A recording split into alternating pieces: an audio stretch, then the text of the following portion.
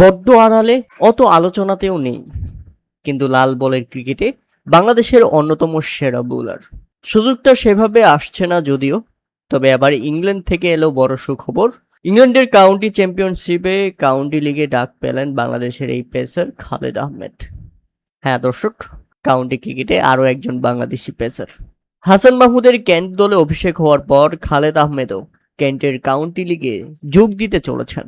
County ক্রিকেটে আরও বেশি অভিজ্ঞতা বাংলাদেশি পেসারদের উন্নতি করতে এবং ভবিষ্যতে আরও ভালো ফলাফল এনে দিতে ব্যাপকভাবে সাহায্য করবে।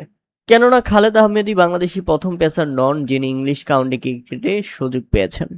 তার আগে হাসান মাহমুদ, শরীফুল ইসলামও ইতিমধ্যে কাউন্টি ক্রিকেট খেলার অভিজ্ঞতা অর্জন করে ফেলেছেন। এই দুই পেসারের পথ অনুসরণ করেই খালেদ আহমেদ এখন এই তালিকায় যুক্ত হয়েছেন সর্বশেষ সংযোজন হিসেবে।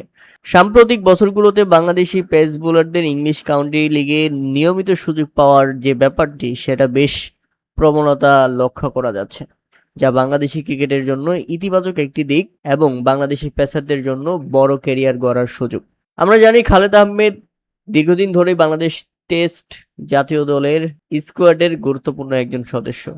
ডানহাতি এই পেসার বাংলাদেশের হয়ে টেস্ট ক্রিকেটে বেশ কয়েকটি ম্যাচ খেলে দারুণ বোলিংয়ের নৈপুণ্যে গুরুত্বপূর্ণ ভূমিকা রেখেছেন।